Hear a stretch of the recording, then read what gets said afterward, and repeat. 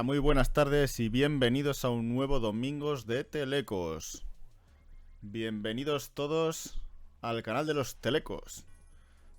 El que esté por ahí que asome la patita. A ver, ¿se me oye y todo bien? A ver, los compañeros Diego y José Buenas Antonio. tardes, se te escucha. Buenas. Vale, bueno, ya estamos todos. Buenas tardes a los dos. Hola, buenas Buenas tardes. tardes. ¿Cuánto tiempo? Con alguien que no sea Diego. Como Abelardo está, Abelardo está ahora con el baloncesto, me contó. Es que Diego es socio fundador. Claro, por eso tiene el VIP. Pues bueno, en esta segunda parte del directo de Telecos nos vamos a desviar un poco, pero solo un poco, del tema Telecos. Que realmente no es desviarse del todo. Pero vamos a hablar hoy de energía fotovoltaica, lo que son placas solares, y los cargadores eléctricos. Y nos hemos traído a José Antonio de Instalaciones Varón, que se ve que se hizo un cursillo allá por julio, ¿no? Y que Sí. estás preparado para las preguntas del chat y de nosotros, ¿no? Lo intentaremos. Pues bueno, coméntanos antes de nada qué tal el curso, curiosidades. Bueno, en principio el curso es bastante interesante para quien quiera trabajar en todo este mundo. Entonces, a mí me pareció bastante interesante. Bien, bien. Englobaba todo eso, ¿no? La parte de... Desde la parte de las placas solares hasta todo el tema de los cargadores, imagino. ¿O solo era placas solares? En principio eran solo las placas solares. Era solo el tema de instalación de placas solares. Lo que pasa es que sí es verdad que va un poco en relación y si nos dieron una parte de si queríamos los cargadores de vehículos eléctricos adaptarlos a la instalación de las placas solares. Pero fue puntual, o sea, principalmente era de instalación de placas solares. Vale, pues Diego, ¿tienes algo que añadir o alguna primera pregunta o...? Yo poco que añadir porque en el tema de placas solares y de cargadores de vehículos eléctricos estoy un poquito pez. Yo antes no lo he trabajado nunca. A día de hoy he hecho alguna instalación de cargadores, pero como que hice en plan ayudante a mi compañero, que es el que entiende un poco del tema. Y de las placas solares, en principio la semana pasada tendríamos que haber hecho una instalación, pero se ha aplazado, con lo cual tampoco le he podido meter mano al tema. Así, yo creo que va a ser... Yo más bien voy a preguntar y estar atento. A poquilla cosa puedo aportar al tema. Vale, pues voy con la... Me apunta aquí algunas preguntas. Vamos a empezar con el tema de las placas solares. Y mi primera pregunta, porque... Bueno, a mí también he hecho varios cargadores eléctricos, pero la parte de la fotovoltaica, aunque me han dicho que no es muy complicada, se me desvía un poco. Entonces, la primera pregunta que me surge y que le surgirá a todo el chat es: ¿qué elementos son necesarios para realizar una instalación? A ver, en principio, para realizar una buena instalación, lo principal es la orientación. Las placas solares, cuanto la orientación sur es la perfecta. Todo lo que nos desviemos de esa orientación, pues el rendimiento de las placas no es el óptimo. Aparte de eso, pues lógico, las placas solares, un tejado donde ubicarlas, el inversor, que es el que nos convierte la corriente continua que producen las placas solares en corriente alterna. El tema de las baterías, de momento, es un tema caro y entonces poco viable económicamente, salvo en casos en que no te quede más remedio porque seas una instalación aislada. Ya. Y principalmente es eso, o sea, eso sería la instalación. Me queda siempre la duda, ¿qué parte de la instalación es el que decide si consumimos de baterías, consumimos de placas o si estuviéramos enganchados a la red general, de la red general. O sea, llega la noche, no tenemos baterías. Imagino que la placa solar deja de generar potencia suficiente. ¿Quién es el que hace ese cambio de un servicio al otro? Siempre es el inversor. El inversor es, digamos, el cerebro de todo el sistema y es el que te hace, tú le tienes que programar para la potencia pico que estás produciendo y para la potencia que está demandando la instalación. Entonces, ese bypass de funcionamiento lo hace el inversor. Vale. No hay que añadir un medidor que es el que sabe cuánto, bueno, sí, lo tienes que añadir, que sabe cuánta corriente está consumiendo la vivienda y a partir de ahí es cuando el inversor sabe que tiene que meter o no meter corriente de la calle. Sí, siempre. O sea, siempre llevas un contador, un Es un batímetro o algo batímetro así. electrónico Sí. que va en el cuadro, pero no en este caso de las baterías, sino en cualquier caso.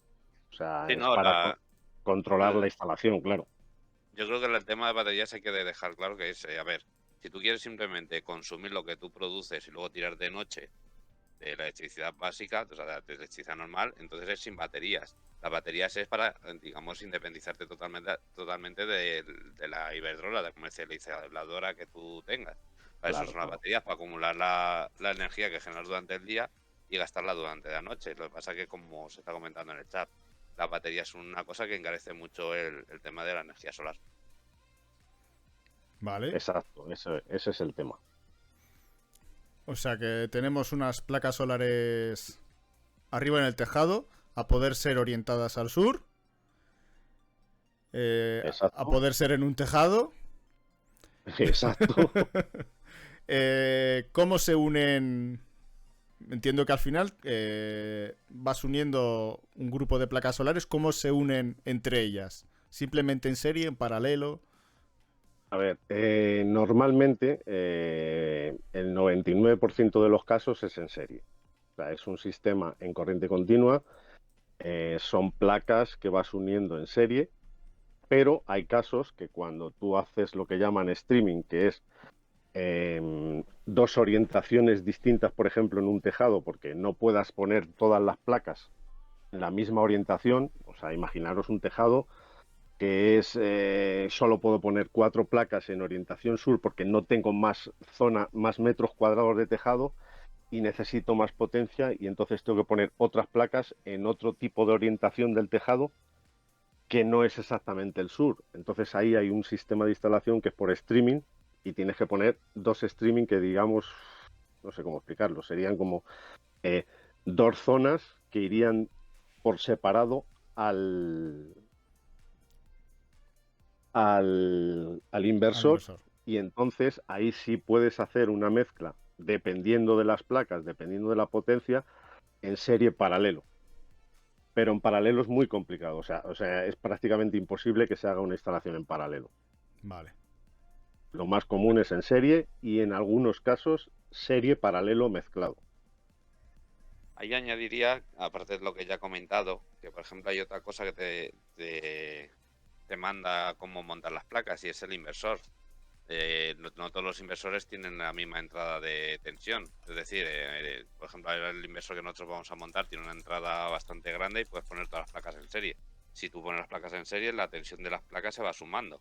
Entonces te Sí. pones al final por una tensión bastante elevada. Si el inversor no lo admite, tú tienes que configurar las placas o montar las placas a arreglo de la tensión que te permita el inversor. Esto lo comento porque a lo mejor un inversor pequeñito, uno de estos baratitos o uno de estos que a lo mejor vas a comprar en cualquier sitio, a lo mejor tiene una tensión de entrada de 48 voltios y tú no puedes ponerte 3 placas en serie porque ya estaría superando los 48 voltios. Entonces, en eso también hay que tener en cuenta de que el inversor te manda un poco la tensión de entrada que tenga. Y aparte hay montas, pero bueno, como han comentado, casi todo va en serie. Hacer serie de un stream, hacer serie de otro stream porque tengas que montar placas en otra zona, tienes dos streams. Y también ahí depende del inversor, porque el inversor tiene que tener entrada para dos streams. Entonces, pues bueno, va un poco todo en juego en ese sentido, pero en general se montan en serie. Joder, Sí, pero Diego.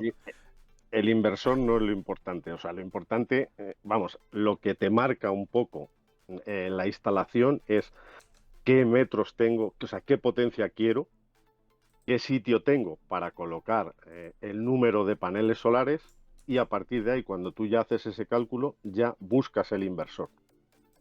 Sí, sí, No es al, no es al sí, contrario. es así, como tú dices, es así. Si yo lo decía en plan de tú te vas al Bricomat a ver a un inversor y hay inversores que tienen una entrada de tensión bastante flojilla. Sí. Entonces hay que tener cuidado de mirar esa característica porque si vas a trabajar con inversores más bien pequeños, no puedes ponerte 4 placas en serie porque le vas a meter más tensión de entrada que lo que te aguante el inversor. Pero sí, principalmente lo que tú has dicho, para hacer una instalación solar, lo primero a saber es la potencia que tú vas a gastar o consumir en total. Que solamente pues lo puedes mirar en la factura de la luz o ponerte a un contador y que te diga más o menos a lo largo del día o sobre todo en invierno, que es a lo mejor cuando más consumo puedas tener, pues tener una idea de los picos de consumo que vas a tener y a partir de ahí redimensionar la instalación. Joder, Diego, que no sabía mucho y Joder. me he dejado ya tieso. No, a ver, de teoría sé porque hace un montón de años yo ya montaba placas solares cuando salieron hace 20 años, pero a día de hoy me tengo que actualizar bastante y sobre todo el tema práctico. Teoría es fácil. Vale, habéis nombrado algo de 48 voltios, imagino que de corriente continua por lo que habéis dicho. O sea que la tensión que viaja de las placas solares al inversor ronda máximo los 48 voltios. No. Depende de las placas solares. O sea, cada placa solar depende del modelo, porque hay muchísimos modelos. Tienen una tensión pico, o sea, los paneles solares, cada panel solar tiene una tensión máxima pico. Hace muchos años, el máximo rendimiento que se sacaba a una placa solar a lo mejor rondaba los 200 vatios pico. Ahora mismo, con los nuevos modelos que hay y con las nuevas tecnologías, hay placas de hasta casi 500 vatios pico. O sea, una placa solar, lo de vatios pico, significa que es la máxima potencia en el mejor de los casos y en el mayor rendimiento que te puede dar esa placa, la máxima potencia que te puede dar. O sea, es una potencia teórica, digamos. Sí, que luego tendrá un más menos un porcentaje. Bastante importante, porque no es lo mismo la producción de una placa solar en invierno a las 3 de la tarde, en pleno enero, que en pleno julio. O sea, hay una diferencia. Aunque ahora mismo las placas solares que se fabrican, incluso en días nublados, tienes una producción de entre el 60 y el 80%. Por ejemplo, Eh, yo ahora estaba mirando una placa que es de unos 450 vatios y tiene tensión pico de unos 40 y tantos voltios. Y luego a partir de ahí lo que hemos comentado antes, que tú las placas solares las puedes conectar en paralelo, con lo cual la tensión que llegaría al inversor sería esa tensión. Y si tú las montas en serie, la tensión se va a sumar. Entonces, Claro, si tú claro. pones 10 placas en serie y son de 41 voltios pico, échale que son 400, bueno, serían 10, 410 voltios. 410 voltios. Entonces esa es la tensión que le va a llegar al inversor. Por eso comentaba antes que cuando se compra el inversor tienes que tener en cuenta que la tensión máxima que admite de entrada no te la pases con las placas. Claro, el inversor siempre tiene que ir muy ajustado a la tensión que tú pongas de placa. Sí, es generar Siempre energía solar, un pelín más. es un conjunto en todos. No puedes coger y decir, pongo estas placas solares por aquí, el inversor esté por allá. No, tienes que conjuntarlo todo. Es como cuando te montas un PC. Tienes que poner una placa base acorde con este microprocesador y luego estas memorias. En cuanto pones un componente que ya no va a entrar dentro del juego, ya la cagas. Claro, claro. Para sacar el máximo rendimiento tiene que ser así. Si hay gente que pues coge el inversor de aquí porque lo que sea y coge las placas por aquí y las monta y le funciona. Pero el rendimiento pues a lo mejor es del 40% en vez del 100%. Comenta en el chat, Roberto, que hay placas de más de 500 vatios. ¿Qué tamaño tienen esas placas en dimensiones? Pues normalmente las que se están haciendo ahora rondan entre los 2 metros por 1. Metro arriba, o sea, centímetro arriba, centímetro abajo, depende. De media, 2 metros por 1. O Sí, sea, yo creo que es el tamaño estándar. o sea que digamos, con... ¿Cuántas placas necesitaríamos para un... Digamos que la electrificación media de una vivienda son 3.300. ¿Cuántas placas solares necesitaríamos para una vivienda de 3.300? Dependiendo del modelo de placa, pues entre unas 6 y 8 placas. 6 y 8 paneles. Aquí tienes que primero saber las placas que tú montas, qué potencia te dan, porque obviamente Claro. no son los mismos. Y luego tener en cuenta que tú cuando las montas tienes que sobredimensionar el tema, pues tú calculas para 3.000 vatios, pero no, esos no son 3.000 vatios cuando está en pleno rendimiento la placa, sino tú tienes que contar que la placa habrá días, como comentaban antes, que estarán nublados y tú no tienes un 100% de rendimiento, tienes un 80%. Entonces tú tienes que sobredimensionar, tienes que poner más placas para generar más potencia para el día que tú no tengas las condiciones perfectas, seguir teniendo potencia suficiente. Vale. Claro, sí, el tema de la energía solar, más que a la hora de instalarlas, que me imagino que cuando llevas instaladas 3, 4 instalaciones es todo exactamente igual, es el tema del cálculo, para que tengas un rendimiento lo más próximo al 100% de lo que el cliente quiera. O sea, el cliente puede decir, yo necesito 3.000 vatios continuos durante todo el día de producción. Pues es lo que dice Diego. A las 8 de la mañana, no, para dar 3.000 vatios, no es lo mismo que a las 3 de la tarde. Necesitas sobredimensionar. Pero ¿qué ocurre? Que para yo tener 3.000 vatios a las 8 de la tarde y poner, un ejemplo, 15 placas, a las 3 de la tarde no voy a producir 3.000 vatios, voy a producir 4.000 o 5.000. Entonces, ese cálculo es el realmente importante a la hora de tú vender una instalación a un cliente. Una buena instalación. Una buena instalación, perdón. Una duda que me surge, cuando es de noche, ¿la placa, su generación es cero o tiene algo? No es cero. De hecho, el cursillo que hicimos, lo hicimos en un local cerrado. El día que fuimos al nivel práctico, no tenía luz solar y le sacamos, no recuerdo ahora mismo la potencia, pero simplemente con los tubos fluorescentes que había en el aula, le sacamos rendimiento a las placas solares. O sea, incluso la luz de la luna, pero claro, es residual, o sea, no es una producción, pero no es cero, es la pregunta. Vale, vamos a seguir el caminito de las placas. Las placas al tejado, ¿cómo se colocan? Trae ya los soportes para atornillar. ¿Cómo los atornillas al tejado? Yo que me estoy imaginando ahora... Eso te dependerá del tipo de tejado. Claro, hay distintos, dependiendo del tejado, es más, no es tan complicado. O sea, lo que sí hay que calcular es que normalmente en España la inclinación de los paneles solares con relación al sur es de aproximadamente de entre 30 grados, 34 grados es la inclinación que hay que darle a los paneles. Entonces, si va sobre una base plana, pues tienes unas estructuras que puedes hacer tú de aluminio, que se compran y tal y cual, para dar esa inclinación. Hay otro sistema que es a través de una especie de cacharros de hormigón que ya vienen con la inclinación para sujetar tú los paneles y la estructura, y luego los que vas sobre teja, dependiendo de la teja, pues, y dependiendo de la inclinación, igual siempre va sobre una estructura de aluminio, que es la que tú tienes que sujetar al soporte que te toque. Nosotros, las que vamos a hacer, una de ellas es tejado inclinado con teja, y en esa me parece que se va a perforar el tejado y se va a meter varilla con taco químico, y sobre la varilla se va a montar la estructura en sí que soporta el chasis, que va a soportar las placas.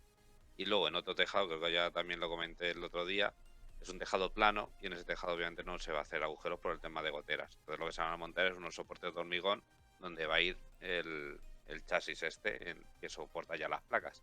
Y los chimers de hormigón estos eran unos 60 kilos lo que pesan. Que es a donde yo quería llegar, que yo que soy de tejado y de antenas, hostia, no puedes ir ahí por la vida haciendo taladros, ¡hala! Haciendo agujeros por el tejado. Claro, no, en principio sobre la teja, si tú lo haces sobre la cumbrera de la teja, haces el agujero, se pone con taco químico al soporte de hormigón o a donde pilles y luego se rellena con espuma y se le da impermeabilizante. Entonces, es raro el caso en que Sí, tengas incluso goteras. hay algunos sistemas que nosotros usamos, aparte de que el impermeabilices, luego lleva la varilla en sí, lleva un tornillo que tú le bajas y se queda como una goma apretada contra el agujero, que también impermeabiliza. Vale, me ha quedado claro. Salimos de las placas solares ya sujetas. ¿Qué diámetro de cable, qué cableado es el que bajamos desde las placas solares hasta el inversor? Porque entiendo que entre ellos no hay absolutamente nada más que cable, que cobre. Bueno, saliendo de las placas solares tenemos que tener un cuadro de protección de corriente continua para proteger esas placas solares. O sea, normalmente se hace con fusible o con algún tipo de descargador de sobretensión o algo, porque a eso no es fácil, pero le puede caer un rayo, puede tener una sobretensión en un momento dado y para no estropear el inversor ni el resto de la instalación tienes que ponerle un cuadro con protecciones de corriente continua. Y de ahí ya sí saldríamos con un cableado que normalmente, dependiendo, otra vez, es el cálculo de las placas solares que se pongan, de la intensidad que vaya a pasar por los cables, pues normalmente suele ser entre 6, 10, 12 milímetros de sección en cable rojo-negro. Normalmente se hace en ese tipo de cable especial que es para corriente continua y de ahí ya llegaríamos al inversor, a la entrada de corriente continua del inversor. Vale, Y hay que tener en cuenta que estamos trabajando en continua, que se pierde más tensión que cuando estamos con alterna. Exacto, por lo tanto la sección aumenta. vale. El inversor, entonces nos interesaría ponerlo lo más cerca de las placas por el tema de la caída de tensión. En principio sí, pero a todo el mundo lo que más nos aconsejan es que esté lo más cerca posible del cuadro de distribución de la casa. Una cosa es la teoría y otra es la práctica. Ya Claro, quisiéramos todos poner donde tienes, o sea, montar todo donde tú quieres, y otra cosa te dice el cliente, no, mira, yo es que lo quiero montar en el garaje. Y como en nuestro caso, pues tenemos que montar una canalización entera desde el tejado, bajarlo hasta el garaje, montar el inversor y luego buscarte canalización para llegar hasta el cuadro. Porque el señor lo quiere tener en el garaje, todo el inversor ahí montado. Entonces, claro, una cosa es la teoría, lo ideal, y otra cosa es, pues luego vas a los casos prácticos. Vale, claro, esa es la historia. vale. Llegamos al inversor. Ya tenemos conectada la entrada de las placas. ¿Cómo se realiza la unión primero entre la línea general del operador que sea, y luego hablamos de las baterías, que ya veo que son muy caras? Sí, las baterías es lo que más encarece la instalación, por lo menos de momento, pero la salida tendríamos que unir la producción de electricidad, que es la corriente continua de las placas, con el inversor, y el inversor, que ya salimos en corriente alterna para distribuir al cuadro de vivienda o de donde sea. Entonces ahí tendríamos que tener también nuestras protecciones ya de corriente alterna, un diferencial. La norma dice que tiene que ser de clase A, o sea, superinmunizado, y su automático de protección para la línea y para la intensidad que va a pasar por el circuito, como mínimo esas dos protecciones. Unimos eso con el cuadro de distribución como si fuese un circuito más del cuadro eléctrico. Para poneros un ejemplo, como si fuese el circuito de la secadora, por ejemplo, pues igual, un automático y un diferencial exclusivamente como si fuese un circuito más. Entonces, ¿cómo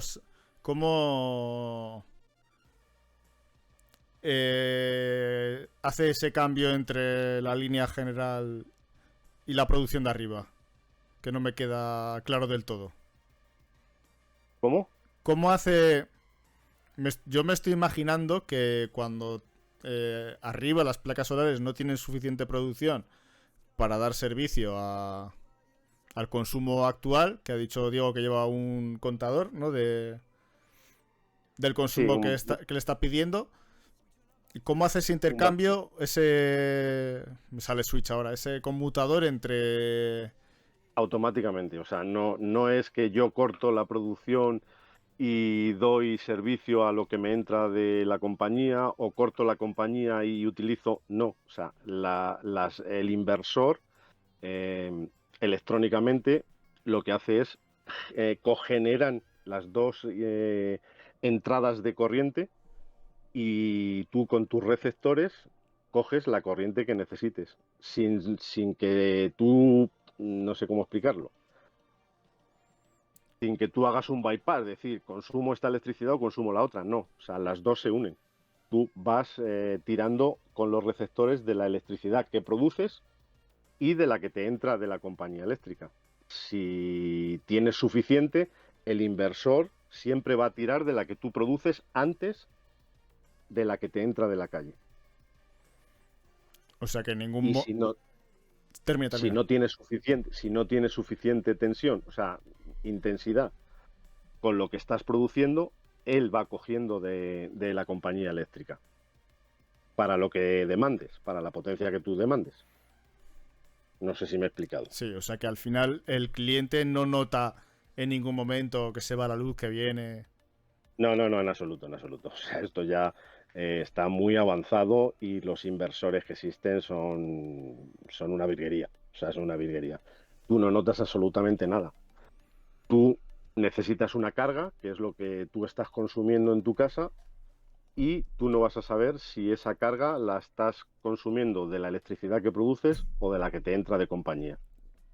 ¿Cómo lo sabes? A través de este aparatito electrónico que es el batímetro que se pone en el cuadro, en el cual tú registras la potencia producida, la potencia consumida, las intensidades, o sea, digamos que te hace un registro de todo, como si fuese un contador digital, y incluso hay algunos que por una aplicación del móvil lo tienes en el móvil y en cualquier momento puedes estar viendo lo que estás produciendo, a la hora que lo estás produciendo, lo que has producido, o sea, una auténtica virguería. A ver, Diego, que te he escuchado que querías antes de entrar. ¿Tienes algo que decir? Ya en esa parte en la que yo estoy todavía un poquito perdido, porque el inversor sí, el inversor mete tensión al cuadro, pero como, o sea, tú el gasto que tú tienes en la vivienda, ¿cómo sabes que esa corriente que está cogiendo es la que viene de la placa solar y no del exterior? Porque al fin y al cabo están las dos corrientes mezcladas. No lo sabes exclusivamente si te metes en la aplicación, o sea, tú sabes la corriente que estás produciendo y la que estás consumiendo. O sea, es cuestión de echar números, o sea, de echar cuentas. Si tú estás consumiendo 1000 vatios y estás produciendo 2000, ten claro que esos 1000 vatios que estás consumiendo son de lo que tú estás produciendo. No estás consumiendo nada de la compañía. Y si, por ejemplo, estás consumiendo 2000 vatios, pero estás produciendo solo 1000, sabes que estás consumiendo 1000 vatios de compañía. Me sigo perdiendo porque, a ver, tú tienes un consumo de, vamos a suponer, como tú dices, de 2000 vatios en la vivienda. Vale. Uh -huh. Pero ¿cómo hace el inversor? O sea, y el inversor, o sea, los 2000 vatios los puede estar chupando directamente del exterior y el inversor estará apagado. No, por prioridad, el inversor siempre te va a dar la producción lo primero. La cuestión es, entre el inversor y la entrada de la vivienda se cablea, porque yo sé que no, que simplemente de la salida del inversor tú metes una línea al cuadro. No se cablea, no. Entonces digamos que en el cuadro tienes dos entradas de corriente. Sí. Entonces, No, ¿cómo sabes bueno, que sí, tú sí. Claro, tienes dos entradas de corriente o dos suministradoras, vamos a decirlo así. Exactamente, dos ¿Cómo sabes producciones. de los 2000 vatios que tú consumes en la vivienda, cómo sabes que los 2000 lo estás cogiendo de una y no de la otra? Porque la que tú produces siempre es prioritaria. O sea, el inversor te va a dar para que tú consumas prioritariamente la que estás produciendo. Y si no tienes suficiente, entonces ya empiezas a consumir de compañía. A ver, lo único que se me ocurre en línea general es que hay que meterle la bobina esta que igual que me pones en los cargadores de vehículos eléctricos para saber el consumo que tú tienes en la vivienda y cuando sepa el cargador, vamos, el inversor, que tú demandas 2000 vatios, él se ponga a producir 2000 vatios. Claro, o sea, la instalación siempre va con los toroidales, con estos toroidales Sí, en sentido de la producción, porque eso, los toroidales llevan una flechita en cual el sentido de la corriente eléctrica es en el que te marca. Por eso se pone el masímetro en el cuadro, para que en todo momento tú sepas, a través de los masímetros, cuál es la que estás produciendo y metiendo en vivienda y cuál es la que estás consumiendo de compañía y consumiendo en vivienda. Entonces, en todo momento, a través de la aplicación, puedes saberlo prácticamente. Vale, otra parte, cuando se dice que se hacen instalaciones para... Yo estoy vendiendo la luz al operador. ¿Es otra forma de hacerlo o es esto mismo? No, es lo mismo. Ahora, la diferencia de lo que era la energía solar antes a lo que es ahora es que, bueno, pues Iberdrola, las grandes compañías eléctricas ya se han preparado para este futuro y como ya están preparadas, pues ellos te venden ahora las instalaciones. De hecho, yo tengo aquí de un cliente un presupuesto de Iberdrola directamente a clientes. Lo pagas poco a poco a través del recibo de la luz, o sea, impresionante. O sea, ahora ellos ya se han preparado para poder ofrecer las instalaciones. O sea, lo que nos comentaban en el chat el otro día que eso, te hacen un presupuesto a la misma suministradora y te lo va cobrando poco a poco como si fuese no un alquiler, pero un préstamo, vamos. Claro, sí, exactamente, exactamente es eso. Entonces, ya poco puedes competir con estas historias.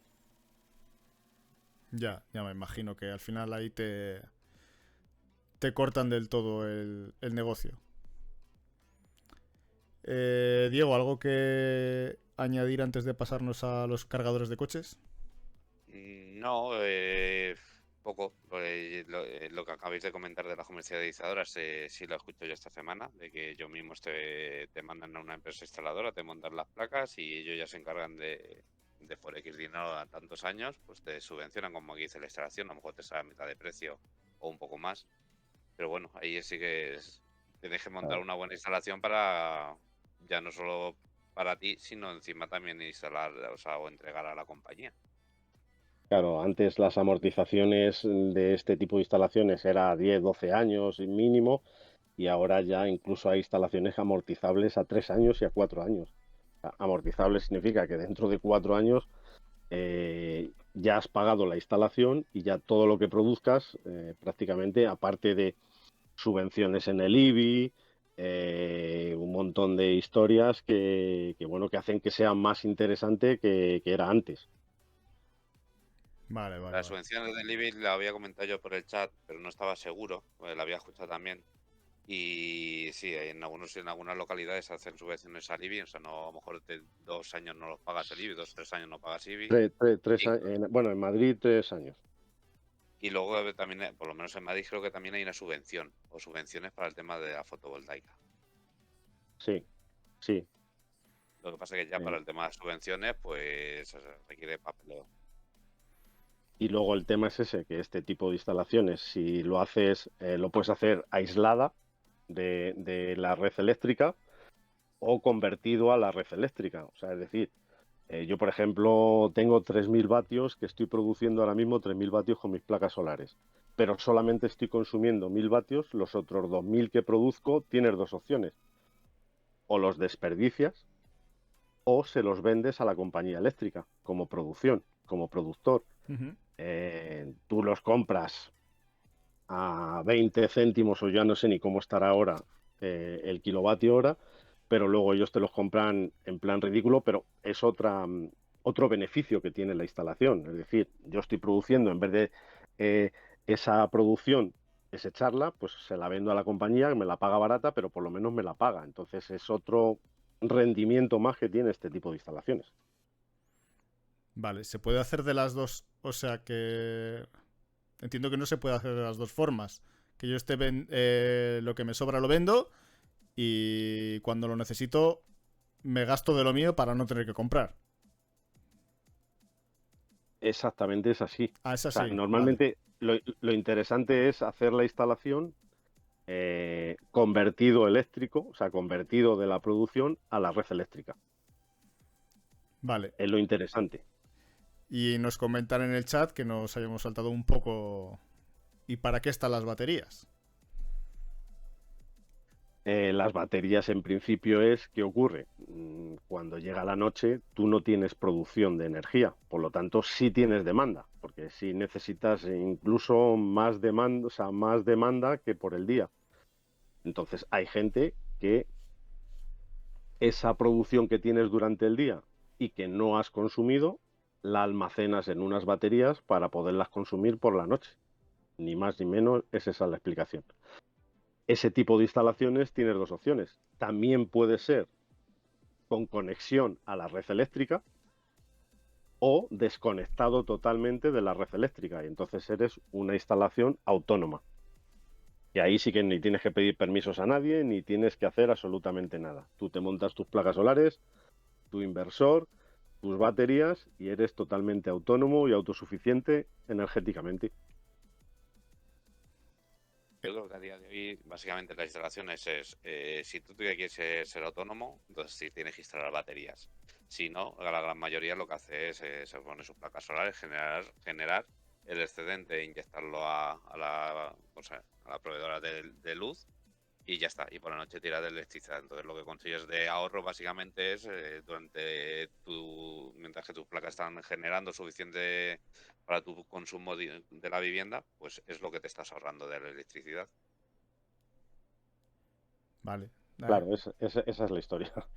También, también he puntualizar que una instalación de placas solares requiere su mantenimiento, es decir, unas placas solares cuando se ensucian no rinden igual que cuando están limpias. Entonces, pues bueno, cierto mantenimiento tienes que llevar sobre las placas solares y ya si tienes baterías, pues entonces el mantenimiento también sube.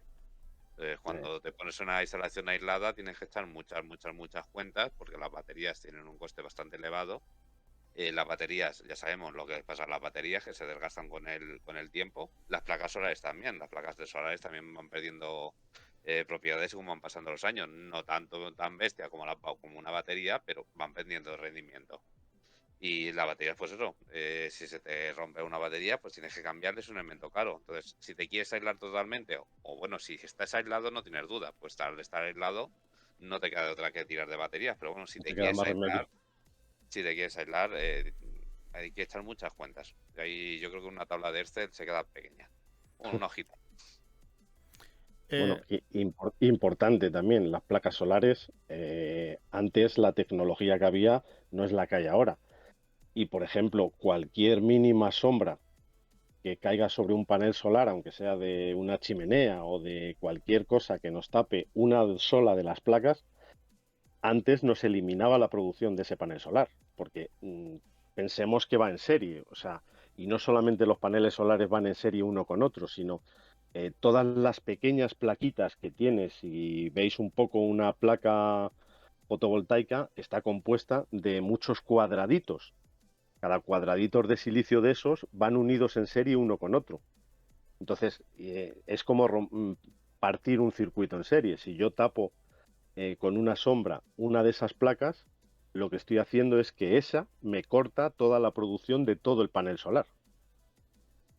Entonces también en las instalaciones hay que estar muy pendiente de las sombras, de los árboles, de las chimeneas y de todo esto. Ahora hay una tecnología nueva que se llama de placa partida, que ya se divide el panel solar mínimo en dos trozos. Esos dos trozos van en serie y si cayera una sombra a la parte de arriba o a la parte de abajo del panel solar, pues solamente dejaría de producir la mitad del panel, no todo el panel entero. O sea que es complejo el tema teórico.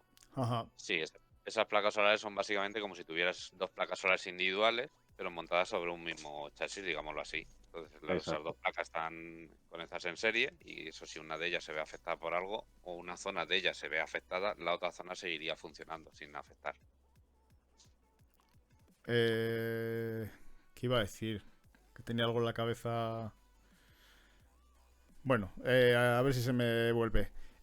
Hace tiempo me comentaron una idea de poner, a ver si la veis factible, de poner una pequeña o pequeñas placas solares en la ventana que cargue una batería de 12 voltios y tú de ahí recargar los móviles, las tablets. ¿Se podría hacer? ¿Merecería la pena Como hacer eso? funciona el mundo de la energía solar, sí. De hecho, yo Sí, más sí, de una vez lo he pensado en plan de que me dé corriente al router, porque al fin y al cabo el router es una cosa que está funcionando 24 horas en casa, o al menos en la mía. Entonces, bueno, no es un consumo muy elevado, pero oye, si vas quitando consumos y para el consumo que tiene un router, pues una plaquita solar tampoco de muchas dimensiones, una batería, un inversor pequeñín, no te va a suponer una inversión muy grande de dinero y bueno, pues para empezar en el mundo de la energía solar, pues bueno, ahí está. Sí, sí, totalmente. Y además existen ya muchísimos kits de casi todas las potencias que os podéis imaginar. O sea, hay kit que te viene todo el sistema, no tienes que calcular nada, lo único que tienes que estar pendiente de eso, de que no te toque una sombra, de la inclinación de los paneles y tal y cual, pero es un kit y por lo tanto montas todo el material que te viene tal y como te viene y los hay de todas las potencias. Ah, vale, ya me ha vuelto la memoria. El tema del mantenimiento que decía Diego de las placas solares, ¿es un mantenimiento que puede hacer el cliente? ¿O es algo que tiene que ir un técnico a hacerlo? No, Depende de los bemoles que tenga el cliente. claro. Normalmente un cliente lo puede hacer perfectamente. O sea, ahora mismo las placas que a nosotros nos han pasado y tal y cual, te garantizan 25 años de garantía con un mínimo de casi un 80% de producción en 25 años. O sea, ahora mismo las placas solares están perdiendo en 25 años un 20% de rendimiento. O sea, es impresionante. Entonces, el mantenimiento es simplemente la limpieza. O sea, no hay más.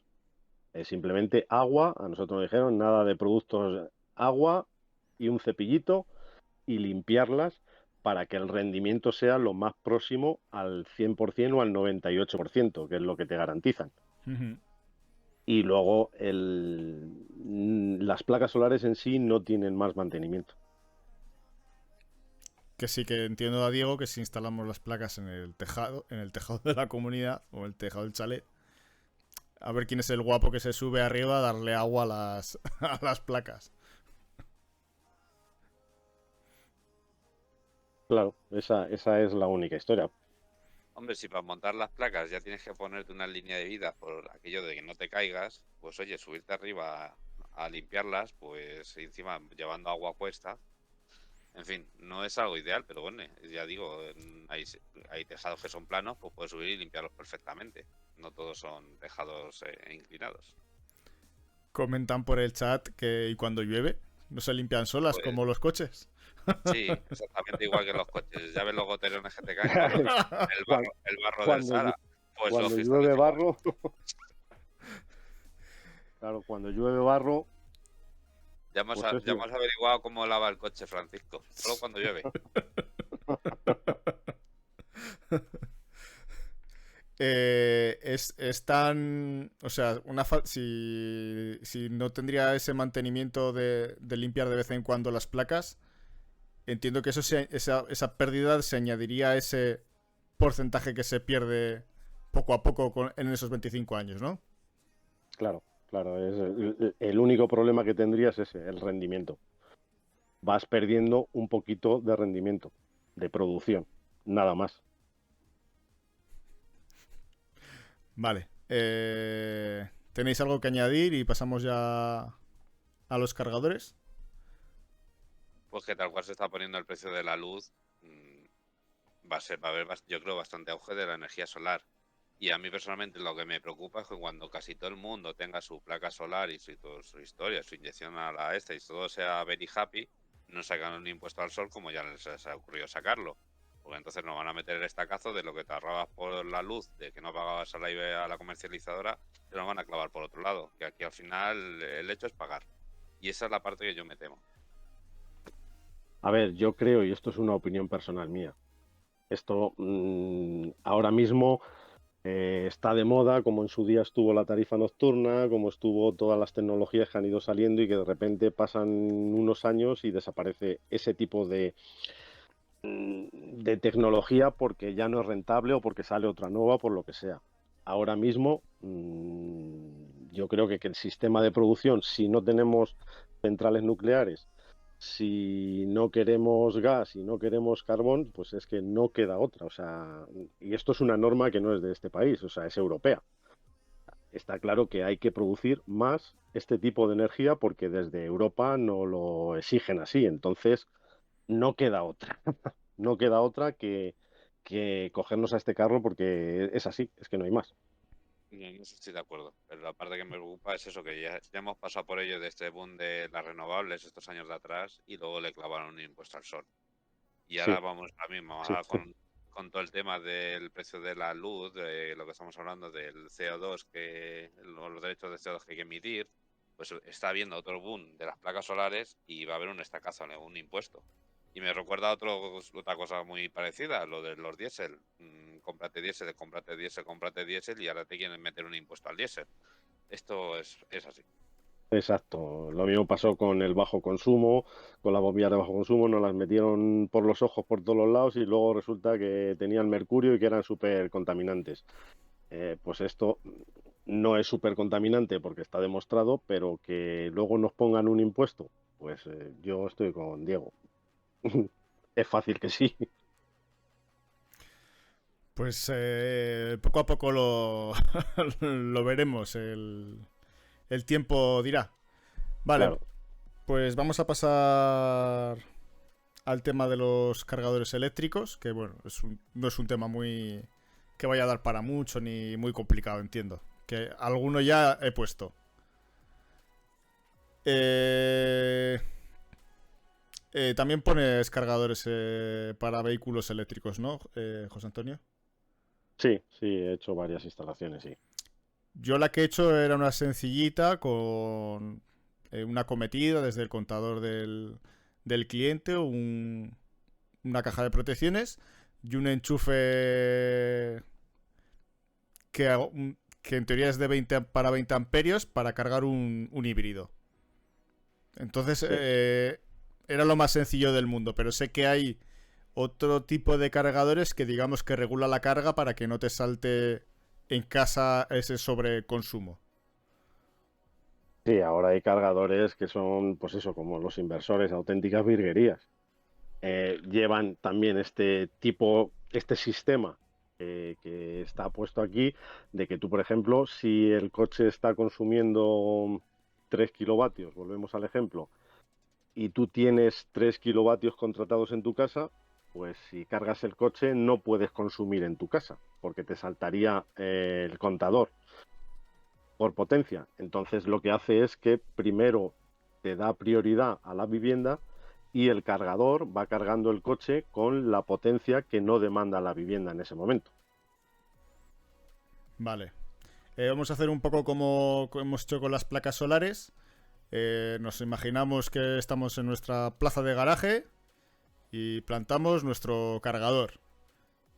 ¿Vale cualquier cargador? Entiendo que hay diferentes conectores de carga. Da igual Sí, eso. No, cada vehículo tiene, aunque ya hay estandarizados muchos de los cargadores, pero cada vehículo tiene su historia y su tipo de cargador. Vale.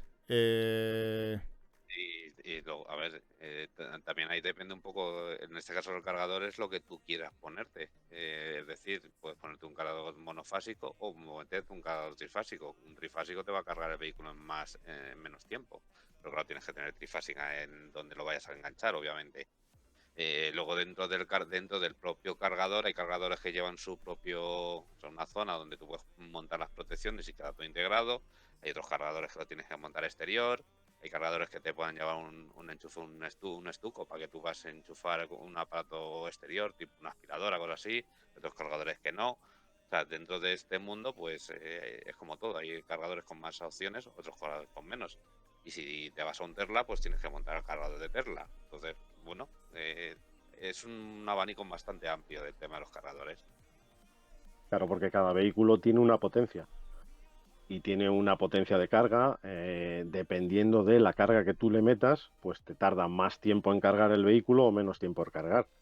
O sea, no sé si me explico. Tú, por ejemplo, un vehículo, si le pones a 3000 vatios, pues a lo mejor te pone las características de ese tipo de vehículo que tarda 7 horas en cargar. Si en vez de 3000 le metes 6000 vatios, supuestamente te tardará la mitad. Es esa la lógica. Ya. Al final es eso también, dependiendo de la demanda del vehículo y Claro, es que todo. No hay una regla general. entiendo y por lo que he leído que siempre lo que te recomiendan es que tú piensas que el coche va a estar unas 6 horas cargando, porque lo vas a cargar de noche, ¿no? Y que te permita cargar lo más posible en esas 6 horas, ¿no? Claro, es que ya depende un poco también de las necesidades de cada cliente y de cada vehículo. Hay gente, por lo general y por lo normal, es eso, de que tú por la noche tengas el vehículo en carga. Por lo tanto, es cuando menos demanda tienes en la vivienda si estás durmiendo y por lo tanto es cuando más producción le puedes dar al vehículo. Vale, Esa es la teoría normal, pero luego, claro, cada caso es un mundo. pues sí. Pues eso, el que hice yo era un coche híbrido con una capacidad para una autonomía de 50 kilómetros. Entonces imaginaros que no necesita nada exagerado para cargar esos 50 kilómetros.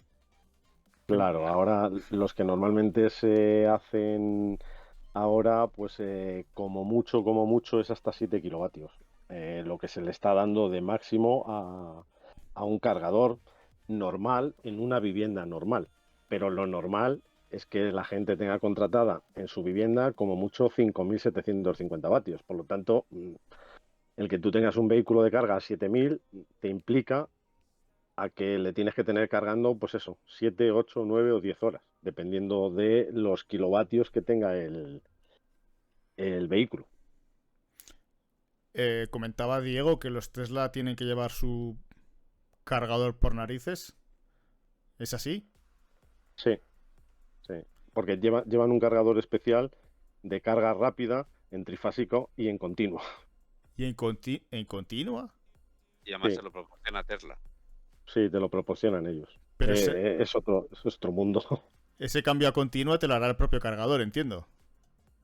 Lo hace en sus cargadores, porque ellos tienen, por toda España, tienen electrolineras de Tesla exclusivamente para vehículos Tesla y durante no sé cuántos años, no lo sé ahora mismo, no lo recuerdo, puedes cargar gratuitamente en sus estaciones de servicio.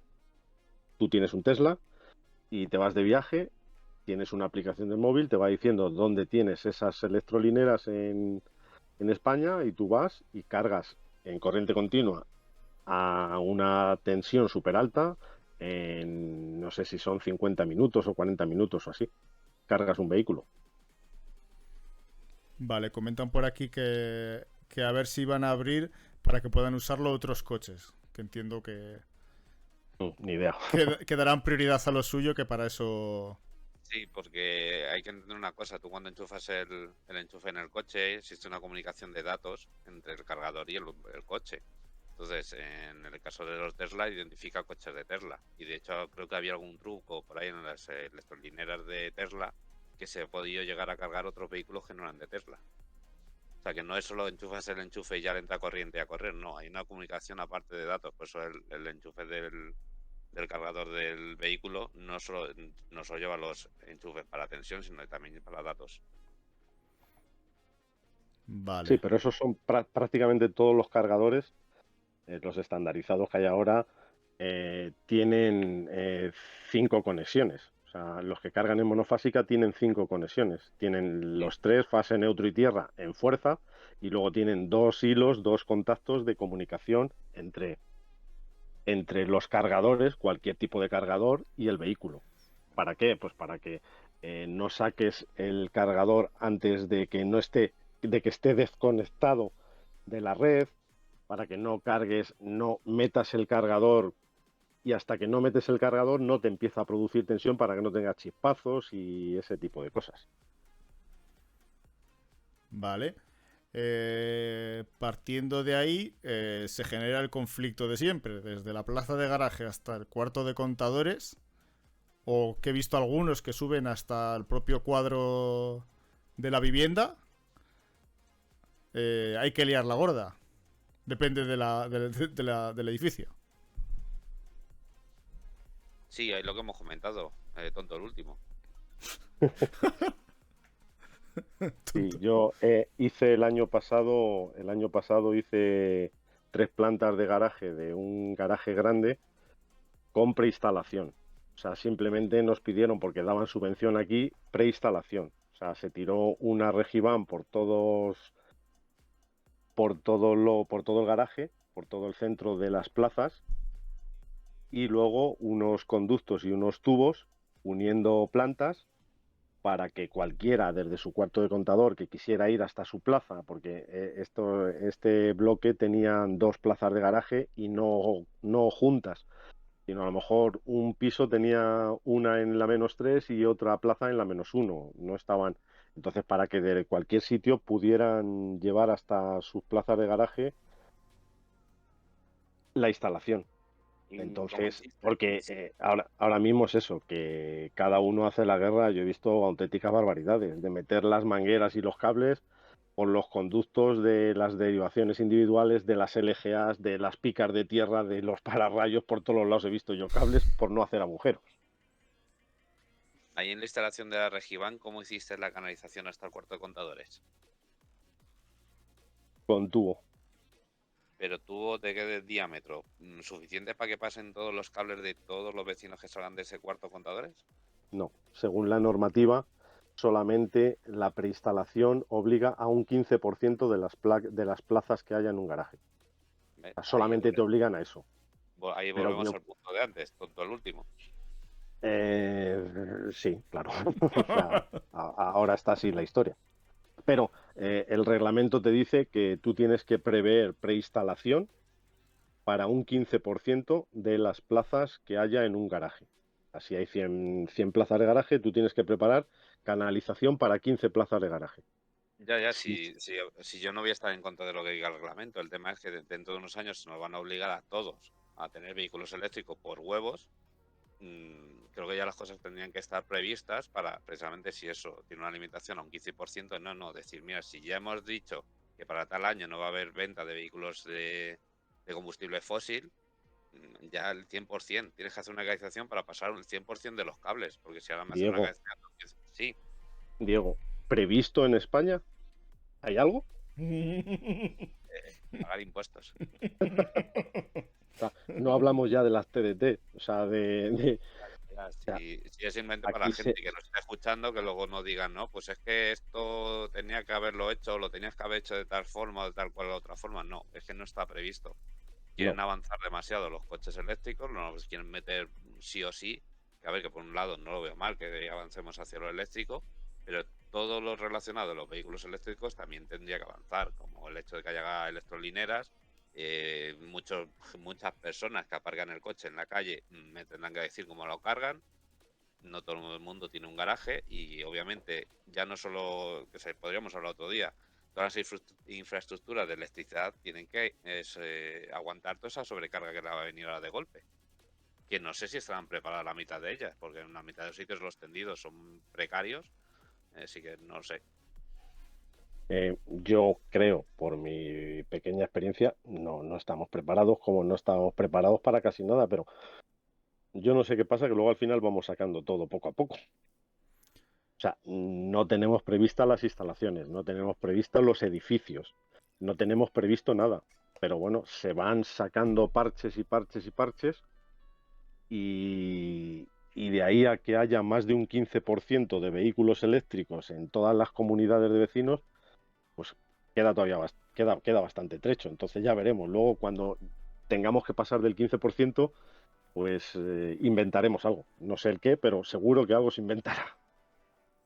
Me da que va a ser como los móviles, va a ser una carga inalámbrica. Pondremos una bobina abajo en el suelo y haces puñetas.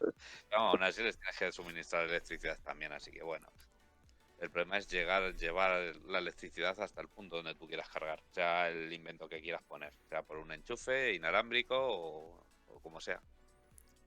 El problema es ese, que las entradas de corriente de los edificios, yo creo que ni de coña están tan sobredimensionadas para soportar el consumo de toda la comunidad a la noche chupando para cargar los coches, aunque sea en carga lenta. Hombre, en principio, para eso ya sí hay cosas inventadas. O sea, existe un interruptor de corte en carga para las LGAs, que van, la línea general de alimentación, que van a las centralizaciones de contadores, en las cuales volvemos a lo mismo del cargador. Lleva un sistema electrónico que lo hace es que si tú tienes esa LGA preparada para 100 kilovatios, si te está demandando más entre las viviendas y los vehículos eléctricos más de esos 100 kilovatios, lo que hace es priorizar. Prioriza y te da salida hacia los contadores y hacia las viviendas y no hacia los vehículos eléctricos, simplemente te va dando lo que queda de tensión, Pues para que no sobrecarguemos esa LGA y no la carguemos. Porque si encima ahora tendremos que demandar más potencia, ya no es por el tema de la LGA, de la línea general de alimentación que van a las centralizaciones, que eso es una parte de la comunidad, que lo tendría que asumir la comunidad, es porque las compañías eléctricas tendrían que reforzar sus centros de transformación, reforzar sus líneas, y eso sí que no lo van a hacer ni de coña, vamos. os iba a decir, ¿os acordáis hace muchos años el Alcatel, el One Touch, llevaba la batería, la quitabas y podías poner pilas? Sí. Pues me veo los coches eléctricos igual. O sea, ponernos pilas porque ese día ha saltado la LGA porque ha habido un exceso de consumo, vas a coger tu coche y está sin batería. Así que le quitas la batería y le pones pilas. Oye, yo lo veo más que en algún momento llegará la idea esta de pedalea para crear tu propia electricidad. Entonces te pones al lado de tu coche, pedaleas, haces ejercicio, es sano, y luego ya te vas con el coche a donde quieras. Pero te pondrán un impuesto por CO2. Del que echas tú. Sí. Hombre, Joder. La fiesta del impuesto. Madre mía. Eh... Lo que yo sí tengo claro es que toda esta reconversión, ya sea de placas solares, de baterías, de vehículo eléctrico, siempre la vamos a pagar nosotros. Sí. O sea, aparte de que den subvenciones, de que tal, de que cual, este es el caramelo que te van poniendo, pero esta reconversión que estamos empezando ahora, la tenemos que pagar nosotros, los curritos, o sea, no hay más. si aquí todo es eso, te lo van metiendo así como con vaselina, despacito, despacito, te lo van metiendo y luego ya llega la hostia. Claro, te van poniendo alicientes de que es interesante, de que es un ahorro, de que es... Pero al final todo esto la paga siempre el mismo. Ya. Y todavía no me ha quedado claro el hecho de que cuando todos tengamos coches eléctricos, aunque cambien nuestra forma de generar esa electricidad, que nos vayamos más a energías renovables, como no cambiemos el hecho de gastar gas o quemar gas, que me digan a mí la contaminación dónde se va a quedar. Porque yo creo que se va a seguir generando contaminación igual. Ya. Pero bueno. Hombre, yo creo que el tema no es quitar la contaminación, sino rebajar lo más posible la contaminación. ¿Hasta qué punto? Ni idea. ¿Hasta qué punto tendrán pensado rebajar los índices de CO o de dióxido? No tengo ni idea. Vale, vamos a ir acabando. Nos faltaría saber, que alguno se lo preguntará, ¿cómo hacemos esa conexión final? ¿Bien en el contador o arriba en el cuadro? ¿O si es más común subir hasta el cuadro? ¿O se hace solo ahí en el embarrado?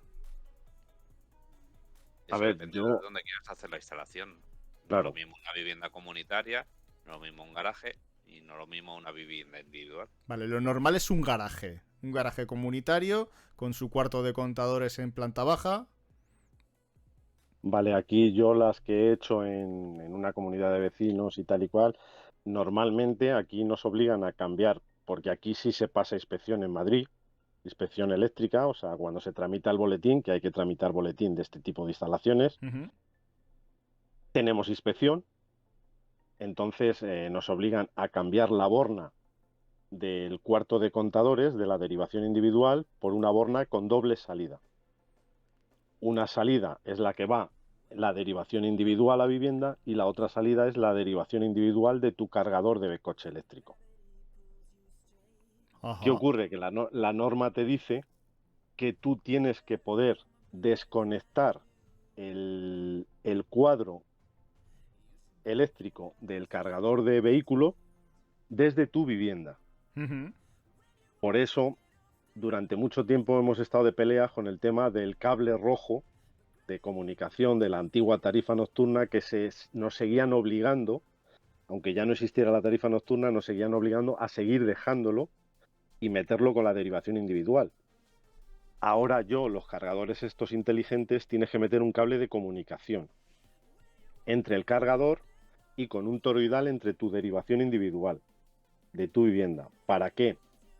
Para que en un momento dado, si tú consumes más de la potencia contratada y salta el limitador que hay en el contador de Sí. eléctrico, para poder rearmarlo, sabéis que hay que bajar el interruptor general unos segundos y Sí. volverle a subir porque le quitas la impedancia al circuito y entonces ya puedes rearmar. Ujú.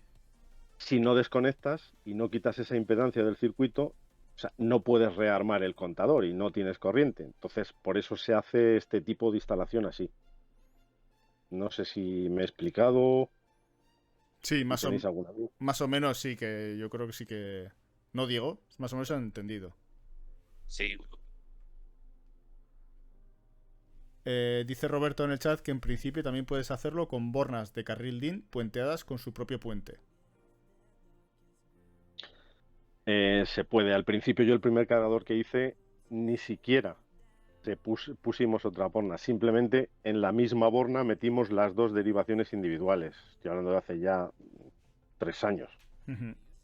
Pero aquí, por lo menos yo donde tramito las instalaciones, nos obligan a que pongamos la borna con doble salida. No sé en otros casos si se lo autorizan otras OCAs, autorizan ese tipo de instalación. Yo con la que tramito no me autorizan eso. Ujú. pues en mi caso, que también en Madrid, yo diría que no hemos montado borna con doble salida. Hemos enganchado directamente, como tú dices, a la que ya existente de salida hacia la vivienda. Claro, el tema está en que, por ejemplo, si tú tienes una derivación individual de 10 milímetros hasta tu vivienda y en cambio luego le pones una derivación individual hasta tu cargador de coche eléctrico de 6 milímetros, la historia viene en que cómo proteges cada cable. Se supone que está cubierto con el automático general de cada cuadro, pero ahí chocaban con el tema de una derivación individual, nunca puedes dividirla en dos ni bajarle de sección. Entonces tenías ahí un problema con el reglamento electrotécnico. Entonces, por eso, a través de la OCA lo que nos dijeron es la doble borna. No sé. Ujú. Vale, Lo que pasa es pues... montar una borna te implica mover todas las bornas que están al lado, porque ocupará más espacio. No, O no, un cable por tienen, delante y otro por detrás. son más altas. O sea, simplemente es un poquito más alta. Tú tienes por abajo tienes una sola entrada, igual que la que hay ahora, y por arriba, en vez de tener dos salidas, tiene una salida recta y otra como a 45 grados. ¿Me explico? O sea, por arriba Sí, sí. tiene doble tornillo y doble salida. O sea que suples una por otra.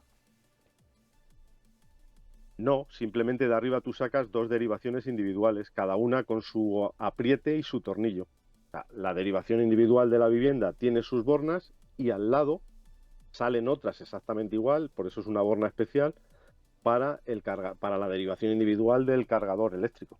Pero esa borna doble va sobre En el mismo carril. Prácticamente es igual, lo único para que os hagáis una idea, si veis una borna que tiene una entrada por arriba y una por abajo, Esta tiene una entrada por abajo y dos por arriba, Ujú. dos salidas por arriba, con dos tornillos y dos agujeros. Vale.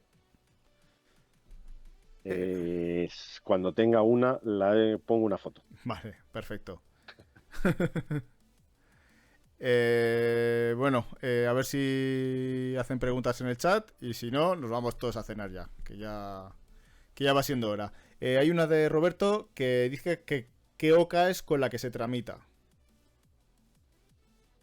La OCA es organismo de control de industria de aquí de Madrid. Tiene una serie de empresas. Yo tramito con una que se llama Norcontrol, pero hay otras. Sí. Hay muchas.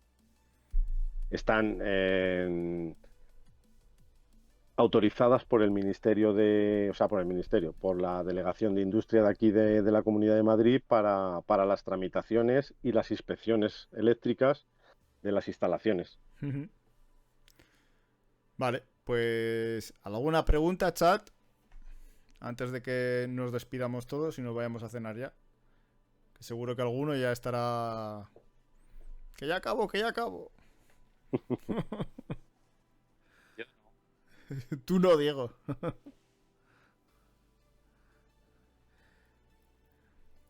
Vale, pues nada. Ahora que nos vamos a cenar, sube el contador de espectadores a 10. pues a ver si hay que hablar de comida en vez de...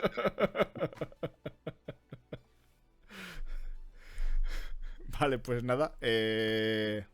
Gracias a Diego y a José Antonio por haber estado hoy aquí con nosotros y habernos explicado también los dos aspectos, que parece que Diego no sabía nada, pero Diego es alucinante. Pero Parece que no sabe de nada y siempre sabe de todo. No, a ver, es cierto, es cierto. yo lo he dicho al principio que yo algo de teoría y algún conocimiento tienes, pero no es lo que es a nivel de instalación, no he hecho muchas instalaciones, con lo cual hay muchas cosas que a lo mejor se me pueden escapar. Vale, Sí, pero teniendo la teoría, lo otro es cuestión de 2 instalaciones y ya está. Yo siempre he dicho que la teoría es una cosa y la práctica es otra. Quien te da la práctica, o sea, quien te da la experiencia es la práctica. La teoría está muy bien para leer libros y tal, y todo muy, muy happy, pero luego cuando te pones o te enfrentas a una instalación donde, como comentábamos antes, sí, la teoría es que el inversor vaya aquí montado, y te dice el señor, no, tiene que ir en tal sitio, y tú, me cago en la leche, ¿cómo saco yo un cable desde allí hasta aquí que va a tener unos 20 metros de cable? Ya te cambia todo. Entonces la teoría es una cosa, luego la práctica es otra. Sí, eso también es verdad. pues nada, lo dicho, gracias a los dos por haber estado, gracias a todos los que habéis estado hoy en el directo, espero que hayáis aprendido como yo que lo de las placas solares no he montado todavía ninguna, pues como dice Diego, en su momento llegará el día en el que haya que montarlas y por lo menos una idea más o menos ya tengo. Y poquito más, nos vemos mañana a partir de las 7:30 con un nuevo directo y gracias a todos por haber estado. Buenas noches y gracias. Buenas noches, saludos a todos. Buenas noches.